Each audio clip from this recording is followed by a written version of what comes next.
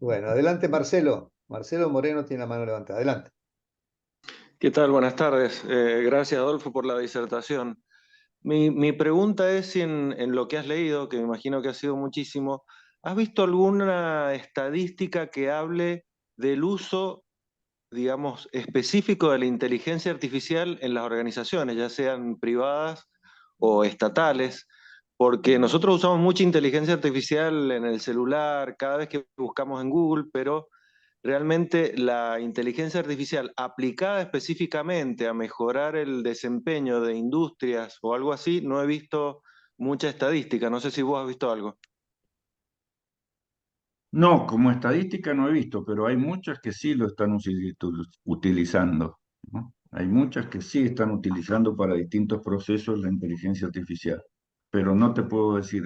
Lo que sí me llamó mucho la atención, bueno, de alguna manera era una respuesta lógica. El Estado chino es muy importante, muy centralizado, y bueno, los grandes desarrollos de inteligencia artificial en China, por ejemplo, todos los tribunales trabajan con programas de inteligencia artificial, teniendo en cuenta las legislaciones vigentes, los tratamientos de casos anteriores. O sea, me llamó la atención en tres o cuatro temas que están trabajando los chinos fundamentalmente en la actividad gubernamental, pero estadística no he visto ninguna. Ok, Adolfo, muchas gracias. Gracias. Gracias, Marcelo. Acá hay una pregunta en el chat de parte de Miguel Carrillo.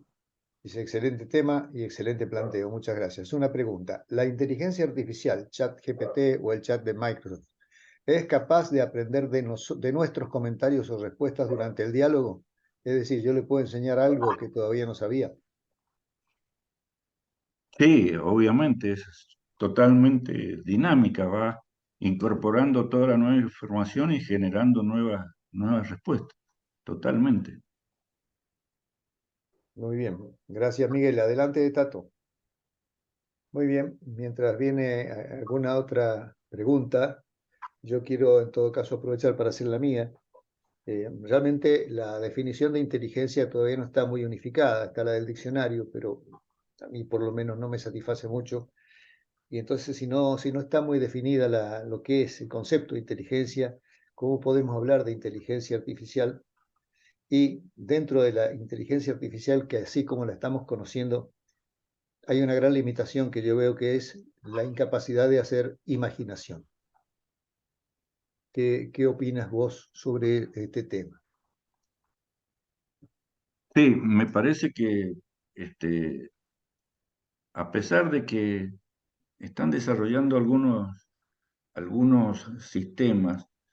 Eh, por ejemplo, hay un test que le llaman el velo de la ignorancia, donde ponen un programa de inteligencia artificial donde le dan un conjunto de información sobre un bosque a dos grupos distintos y tienen que talar más árboles en cada grupo.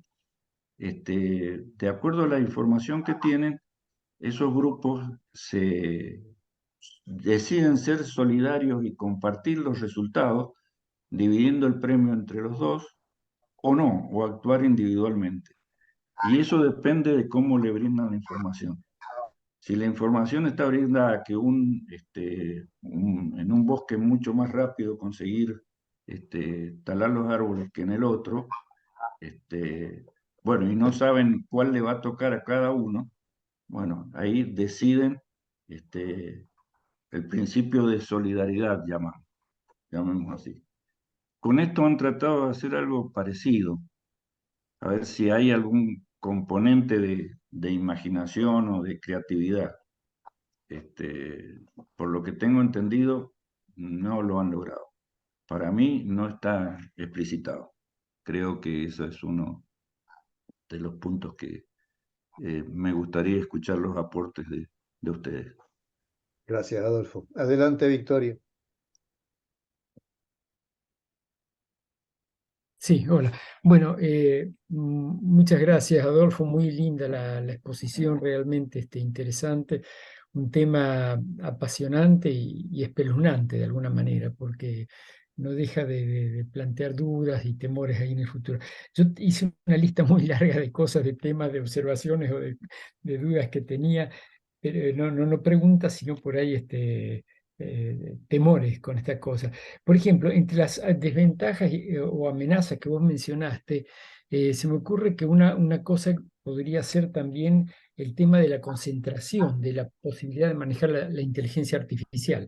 Eso está dado para en pocas empresas grandes que tienen la posibilidad de manejar esto, y dado que la inteligencia artificial puede manejarnos de alguna manera, es decir, todas estas prevenciones que vos estás haciendo desde el punto ético, desde el punto de vista ético, del derecho, etcétera, es en previsión de esto, ¿no? Que pueda ser, digamos, un poco el interés de esas corporaciones o grupos de poder acumular el poder, etcétera, manipulando a la gente. Es decir, creo que esa sería una de las cosas también que se podría apuntar dentro de lo que son desventajas o amenazas. A propósito de esto, también me vino a la mente que eso posiblemente todos ustedes lo conocen, los libros de Yuval Harari. Tiene un libro Sapiens, de animales a dioses, otro Homo Deus, que trata sobre la perspectiva, digamos, de la historia de la humanidad y que un poco, bueno, también trata estos temas, un libro que tiene ya hace unos 8 años más o menos de antigüedad, pero son muy interesantes y plantean esto, ¿no? El tema de por ejemplo, también me viene a la mente una película excepcional de ciencia ficción del siglo pasado, eh, 2001, una odisea del espacio, donde la computadora HAL 9000 en un momento dado decide que los humanos son una amenaza para la misión y decide tomar las riendas y avanzar por encima de los humanos, ¿no? Todo esto un poco como parte de lo que podrían ser las amenazas o desventajas de esta tecnología, ¿no? Bueno, no sé si querés comentar algo alrededor de esto. Esto es una primera observación que quería hacer. Después te quería preguntar otras cositas. Bueno, sobre esto primero, Victorio, es tal cual lo mencionás. Realmente yo no he querido entrar mucho en los temas de geopolítica, pero si uno piensa en situaciones de conflicto entre distintos países, la base de la solución del conflicto parte de la inteligencia, de las labores de inteligencia. Si se introduce ahí la inteligencia artificial, te imaginas la desventaja que se puede generar o la desigualdad entre un país y otro, el que tenga programas de inteligencia artificial del que no lo tenga. Eso es clarísimo. Eh, El el- otro es el tema concretamente para las armas, digamos, ¿no es cierto? Que sí, pueden ser de muy difícil control. Respecto de la democracia también, la cantidad de fake news. Hoy te pueden poner tu voz o tu cara con la voz de otra persona y te pueden hacer decir cosas que nunca dijiste. Y una vez que la información está lanzada, después es muy difícil recuperarla. Entonces tiene mucho riesgo desde ese punto de vista. Lo que me pareció que era muy importante apuntar un poco al tema cerebral, porque eso es lo que nos distingue como seres humanos, y me parece que es vital. Y bueno, creo que Alicia en su momento dijo que por más que quiera la inteligencia artificial, no va a superar a la inteligencia humana y coincido plenamente con eso. eh, Este, dos cositas. pero sí, efectivamente. Y con respecto a las corporaciones, ahí el tema es muy, muy difícil porque ya hoy, vos imaginate un caso sencillo, Mercado Libre. Mercado Libre es una empresa que no tiene más de 20 años y hoy vale 9 veces más que YPF, 9 veces más que YPF, con programas de tienda online. Bueno, si vos analizás lo que puede ser Amazon, que además están con una carrera espacial infernal, Amazon, Elon Musk.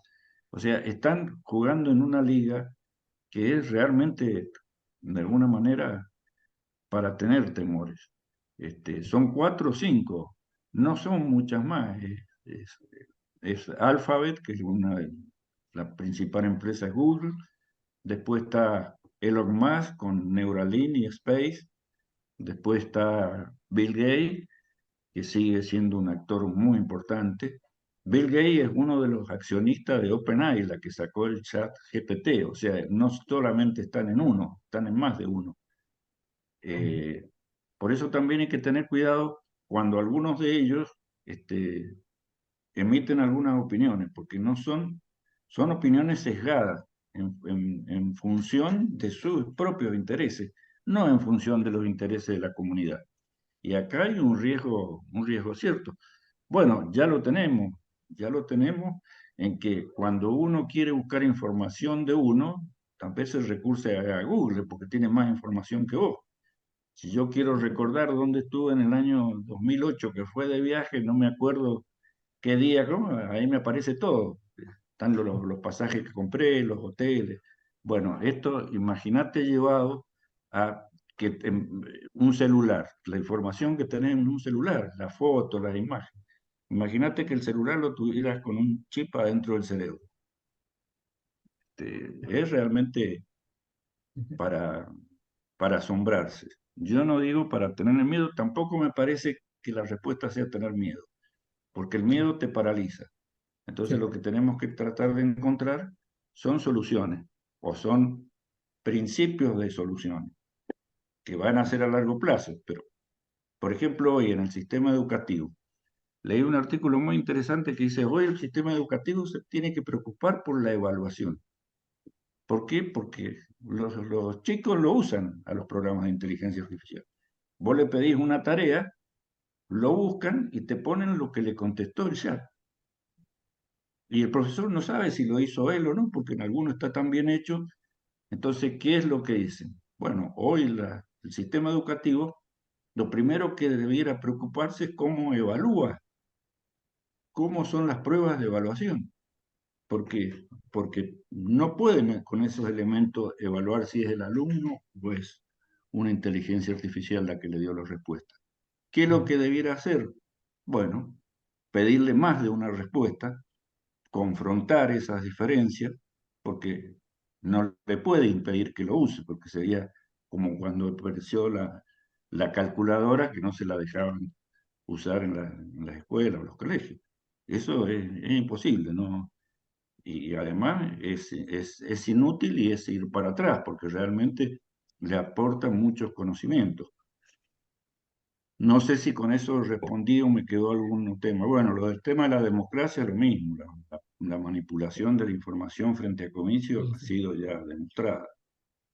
Sí, sí, gracias. Yo, en realidad, digamos, es bueno ver que has puesto precisamente temas de ética, de derecho, digamos, estas cosas que se están discutiendo, se están tratando de consensuar, me parece importante, ¿no?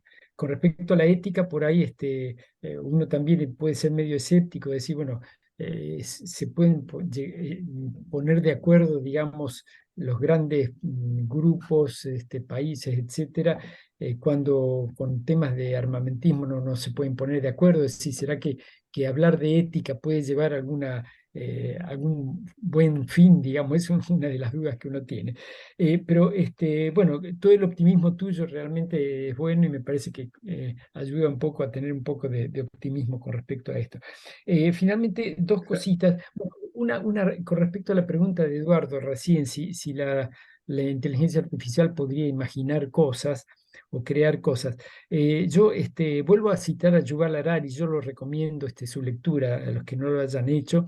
Él dice que los humanos hemos podido conquistar de alguna manera el planeta porque tenemos una capacidad que los demás seres no tienen, que es la de imaginar cosas que no existen y crear esas ficciones y hacerlas que la gente la crea. Eso nos ha dado la posibilidad de enfrentar animales más poderosos, situaciones más poderosas y prácticamente tener el mundo bajo nuestros pies, ¿no?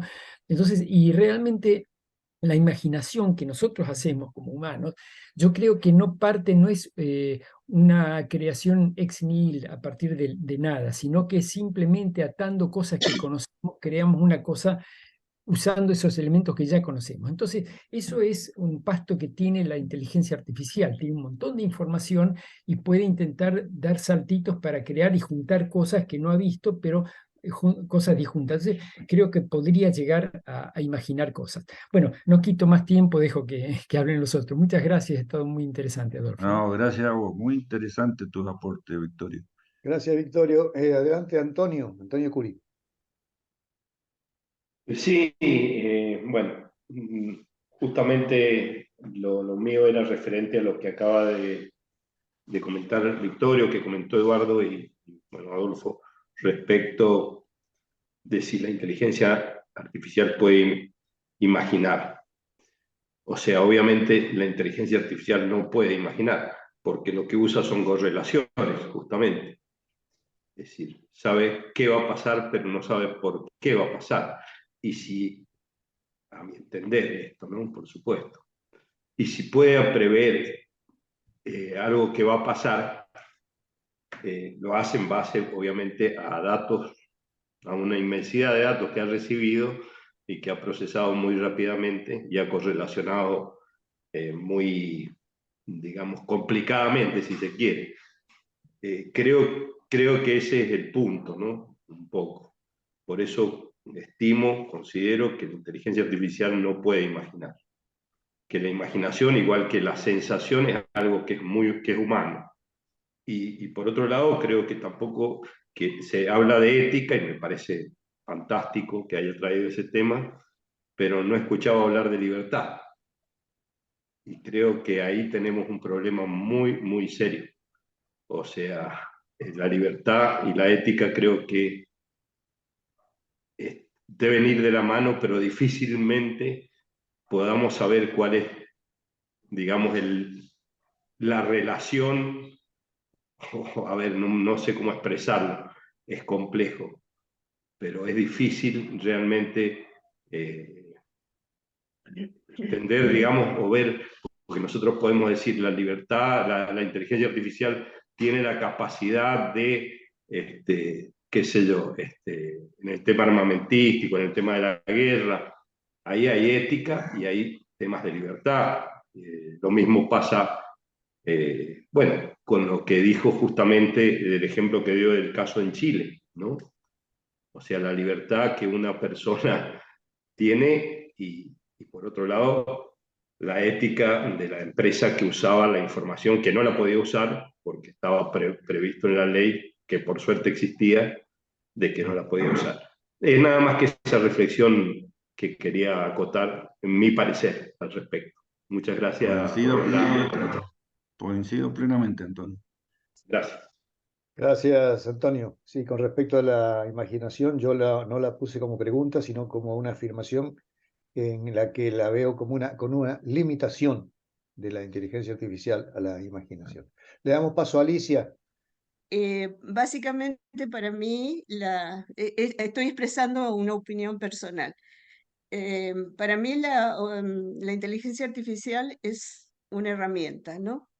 Que ha logrado el avance tecnológico y el avance del conocimiento humano a este punto donde estamos. Y yo lo veo como una optimización de la inteligencia colectiva. No sé, es una definición personal. No sé si se puede mejorar eso, es una especie de borrador que estoy haciendo. O sea que es todo humano, todo lo que estamos viendo es el producto del pensamiento humano, llevado a cabo por humanos. Todavía no tenemos la interacción con otro tipo de inteligencia posible en el universo, así que está todo entre nosotros esto, digamos, los seres humanos. Y adolece, por supuesto, de las imperfecciones, es decir, como todos los avances tecnológicos han sido imperfectos desde que tenemos conocimiento. Cada vez que hubo un avance tecnológico se basó en muchísimos fracasos, algunos éxitos, y se fue perfeccionando a lo largo del tiempo. Algunos murieron en el camino y otros se desarrollaron, como por ejemplo, bueno, hay miles de ejemplos sobre estos procesos. Hay un punto interesante que es, voy a saltar, tenía otro orden de exposición, pero en base a lo que conocemos de la estructura cerebral, ¿no? Del funcionamiento cerebral, tenemos la parte de inteligencia práctica, digamos, hay muchos tipos de inteligencia en el ser humano, ¿no? Y el cerebro tiene muchas formas de procesar el proceso, digamos, los inputs y los outputs del cerebro. Hay mucha funcionalidad y mucha diversidad de funciones, ¿no? Pero si lo podríamos analizar como la inteligencia fría, la deductiva, la de procesos de generación de ideas, podríamos verlo desde el punto de vista frío, ¿no es cierto? Digamos, despojado de cualquier rasgo que sea bueno, no sé cómo expresarlo, pero los procesos en limpio, digamos, en derecho, y los procesos emocionales, que son otra parte de la inteligencia.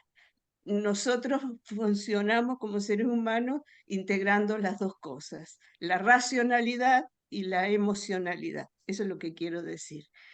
La inteligencia artificial informativa, digamos, que es la herramienta que está en las computadoras, pienso que es puramente racional y le falta el componente emocionalidad, que sí existe en nuestros cerebros. Eso es lo que yo pienso.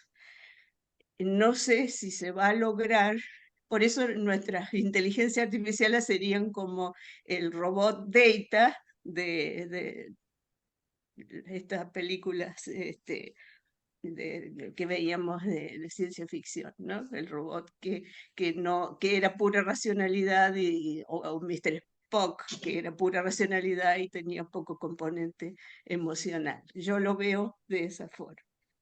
Entonces, estamos muy lejos de crear todavía como seres humanos, de crear un ser artificial semejante a nosotros, porque la parte emocional fisiológicamente, desde el punto de vista, digamos, médico o científico o de ciencias biológicas, la parte emocional ha sido muy poco estudiada y no se conoce muy bien cómo se maneja.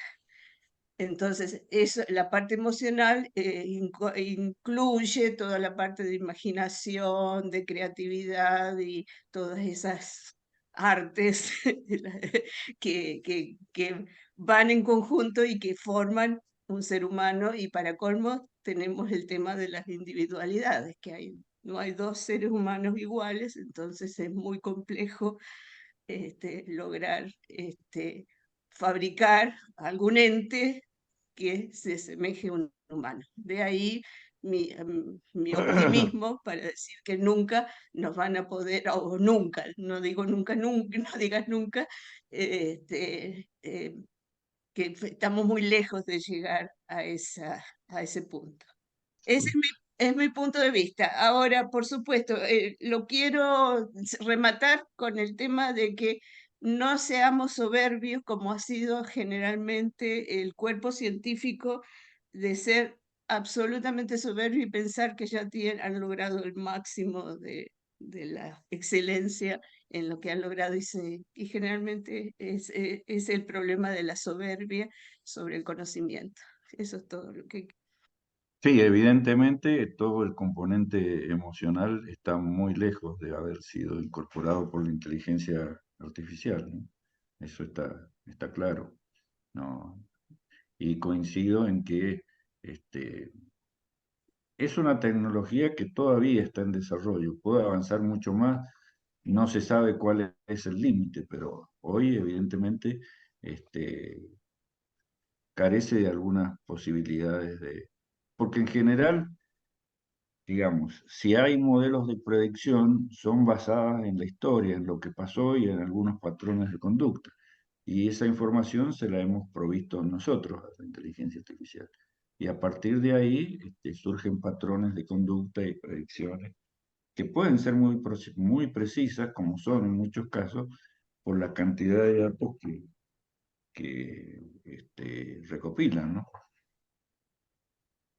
Gracias, Adolfo. Bueno, acá tengo en el chat varias cosas. Hay quien vuelve a entrar, lo cual me parece bien, porque así no hace 5 o 6 preguntas a la misma persona, sino que le da turno a los demás que están esperando.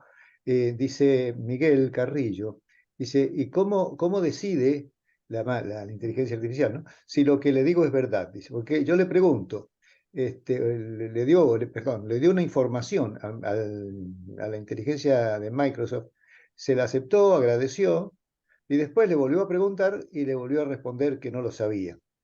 Yo me tomé la atribución de responderle lo que por lo menos sé desde el punto de vista matemático, cómo trabajan, con un Big Data, y entonces toma los datos y que estadísticamente son más verosímiles. Entonces, con un solo dato, que es el que él le había dado, no podía dar una respuesta, digamos. Así que no sé si están de acuerdo en eso, pero creo que es la forma que Exactamente. trabaja. Con un solo dato no se juega No se a dar juega. Bueno, entonces pasamos a darle la palabra a Roberto. Gracias. Algunas cuestiones que hemos hablado sobre lo que es el chat GPT, que tendríamos que introducir en este tema de inteligencia artificial que estamos tratando. Tendrían que ser algunas conferencias más, no solamente esta, la que termina con el ciclo. Hay muchos temas sobre nanotecnología aplicada a la inteligencia artificial y la nanotecnología a la medicina, que justamente resuelve muchos problemas de estudios del cáncer. Y bueno, no quiero, digamos, entretenerlo mucho más porque verdaderamente nos hemos tal vez excedido un poco en tiempo. Quiero resumir que tenemos que seguir con el tema de inteligencia artificial haciendo presentaciones de diverso tipo.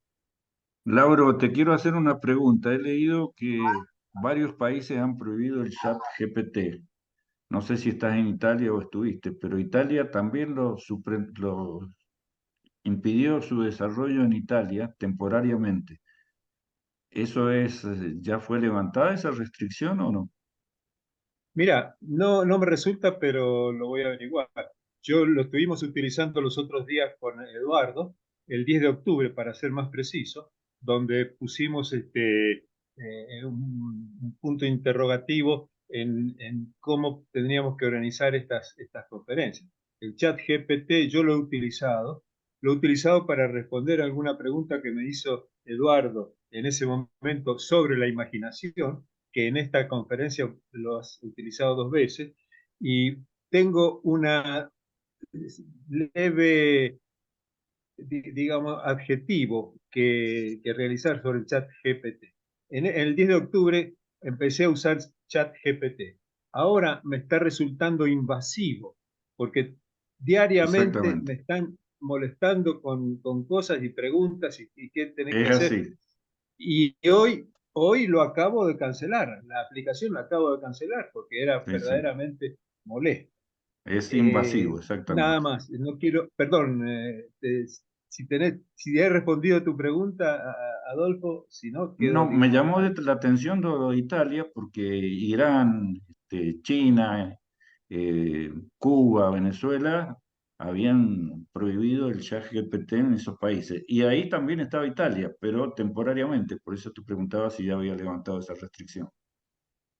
No te sé la respuesta. En algún momento lo Bueno, averiguaré y gracias. te mandaré la respuesta. Adolfo, Gracias, Roberto. Sí, Acá voy a señor Galaxy, a 50, que ha levantado la mano en sí, forma es mi hermano. Ajá, sí, bueno, porque no se ve, digamos, como emoticón la manita, pero le damos Claro. paso y luego Marcelo. Adelante. bueno, primero agradecerles a todos la posibilidad de conocerlos, de conocer la calidad humana de todos los integrantes y no voy a hacer nepotismo, pero Adolfo es nuestro hermano mayor y él no quiere saber nada, pero yo no me canso de decirle que es el faro de la ética, la moral y la justicia para todos sus hermanos. Esto tenía que decirlo porque me salía del corazón. Acerca de lo que tan brillantemente has explicado, el problema de la divulgación de contenidos de alto sustento científico es el no solo conocer lo que se sabe, sino pensar lo que sabemos, para poder llegar a divulgar. Es por eso que a nivel mundial estoy en contra de los videos en donde solo una persona habla y nadie le puede preguntar y queda como que ese video luego se viraliza y tiene el 90% de falacia. Y apoyando, no voy a hacer ninguna pregunta porque la explicación fue por más elocuente y tengo alguna mínima capacidad de decodificar eso, hago ciencia, al menos estoy entrenado en la ciencia, no me voy a poner el título de científico, pero apoyando la idea de que no debemos entrar en pánico. Primera cuestión. Segunda, no debemos, pero como un deber que nos debemos imponer a nosotros y a nuestros congéneres, el dejar de que trabajen nuestros procesos mentales, nuestro órgano cerebral y nuestros procesos mentales. Eso nos va a llevar a lo que se nombró como imaginación, y yo lo considero como abstracción profunda, porque además soy epistemólogo y semiótico, y llevo una pequeña luz de esperanza de que ni siquiera algo está perdido. Creo que el futuro es bastante más promisorio del que parece, y que apoyo absolutamente, Adolfo, tu idea, y es que yo soy investigador científico externo de la NASA. Para entrar, la NASA me eligió, soy uno de los 5 latinoamericanos que integran ese grupo, tuve que llenar todo un formulario y entrevistas sobre ética. La NASA tiene un protocolo de ética de la información científica interna que está por fuera de la Constitución de Estados Unidos, es propio de la NASA. Con lo cual, por supuesto, me hizo entrar, trabajo como consultor externo, no recibo nada de retribución, ninguno, nada más que a cambio el acceso a cualquier bibliografía de cualquier lugar del mundo, de cualquier biblioteca, de cualquier tema, porque hago ciencia y hago nanotecnología. En resumen, la ética, la justicia, la moral y el amor es lo que distingue al hombre de la inteligencia artificial. Gracias, Adolfo, gracias a todos y muchas gracias por permitir hablar. ¿Cómo es tu nombre de pila? Oscar. Oscar, muchísimas gracias por tu intervención. Muy, muy rica, muy, muy interesante. Estamos Gracias, totalmente de doctor. acuerdo y mi temor es que a lo mejor los chicos confíen tanto en la inteligencia artificial que crean que con eso está todo y no se olviden de pensar por sí mismos. Marcelo Gracias, Moreno, gracias. adelante. Bueno, yo dos pequeños aportes. El primero, cuando recién salió ChatGPT, con mi hermano empezamos a jugar y le preguntamos que nos mencionara 3 personajes mendocinos que hubieran marcado la historia. Y nos dijo Sábato, Borges y San Martín. A Borges y San Martín le encontramos alguna relación por su paso en Mendoza, lo cual coincide un poco con lo que decían recién de las probabilidades, es decir, ChatGPT contesta en base a las probabilidades de ocurrencia de las palabras Mendoza, San Martín y los otros 2 personajes, y entonces por eso contestó lo que nos llegó a nosotros, que era totalmente erróneo. Nosotros también le corregimos y obviamente por una cuestión estadística no responde después con nuestra respuesta directamente. Y un poco para aclarar ese tema es que, como dijo Adolfo al principio, cada palabra es como que en definitiva son unos y ceros, es como un píxel en una pantalla. Ese píxel tiene un montón de información asociada, desde quién es el píxel anterior y el posterior, y el que está arriba y el que está abajo, además del color y otras series de informaciones, las coordenadas dentro de la pantalla. Lo mismo pasa con las palabras en la inteligencia artificial, donde un algoritmo las ordena. Un ejemplo muy básico es cuando uno va escribiendo en cualquier herramienta de chat y va prediciendo cuál es la próxima palabra más probable que uno escriba. Pero también se producen estos que se llaman alucinaciones de las inteligencias artificiales. ¿Por qué? Porque cuando en el universo no encuentra una palabra o un siguiente que se lleve la mayoría de las probabilidades, genera números random para, digamos, tirar vectores a ciertas palabras que tienen ocurrencia menor o que tienen una ocurrencia equivalente dentro de la estadística.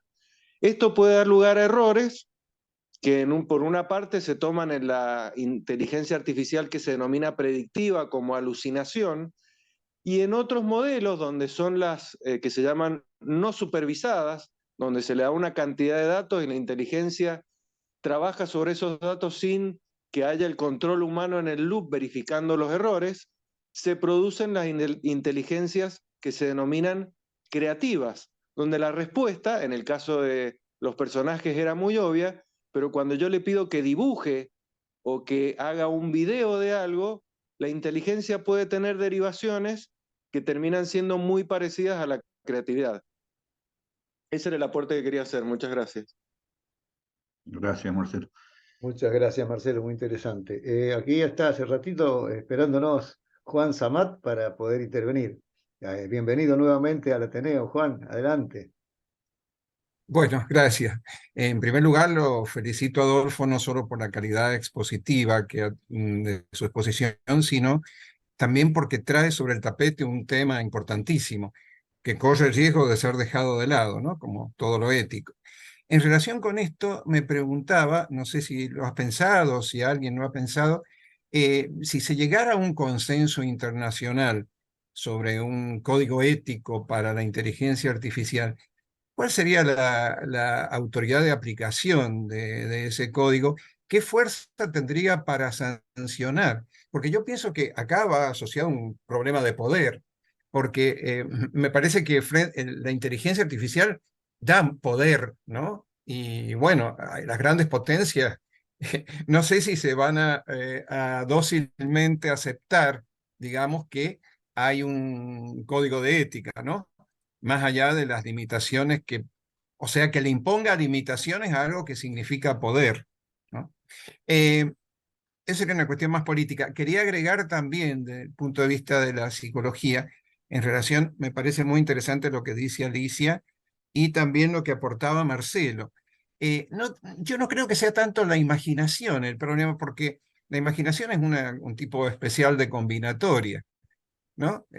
Como decía Marcelo recién, pueden haber cosas creativas, pero hay dos puntos que me parece importante, no voy a ahondar, pero que me parece importante investigar. Uno es la conciencia, que ni siquiera en nosotros es un concepto claro, ¿no?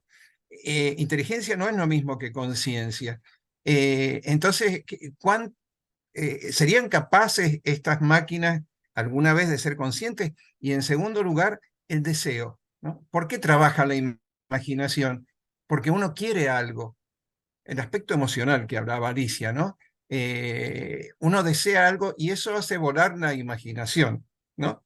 Aparte de las necesidades de supervivencia. O sea, me parece que no hay que poner el énfasis en que si pueden imaginar o no. Hay problemas de la conciencia, de el libre albedrío o la voluntad y, digamos, de las posibles combinatorias que pueden haber entre estos elementos. Fundamentalmente la cuestión del afecto, de la emoción, del deseo. Bueno, gracias. Bueno, respecto a tu pregunta, Juan, yo creo que lo estamos viviendo. El mayor organismo a nivel mundial son la Organización de las Naciones Unidas, donde participan prácticamente todas las naciones.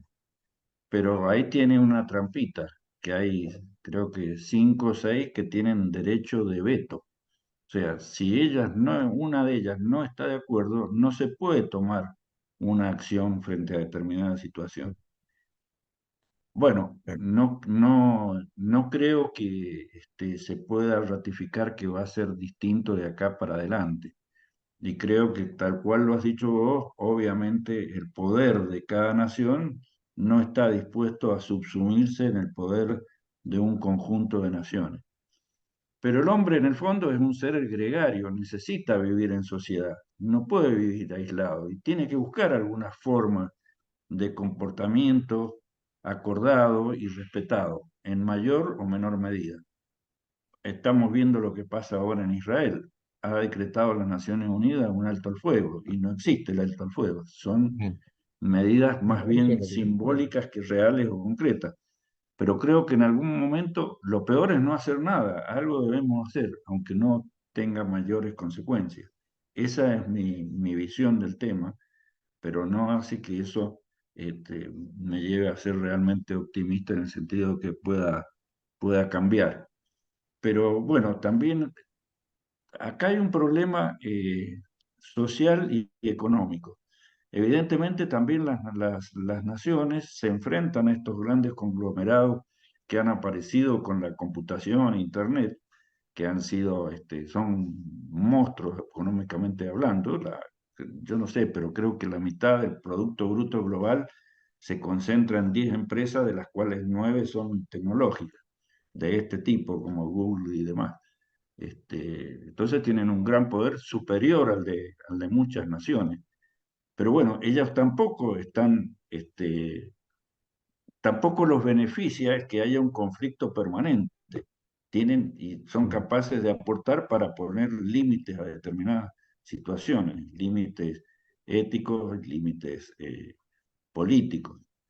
Entonces creo que hay un contrabalanceo. Por un lado, hay un gran monopolio de estas empresas con un gran poder, y por el otro lado hay una sociedad que, si bien está dependiendo de ellos, ellas también dependen de esa sociedad porque son sus consumidores.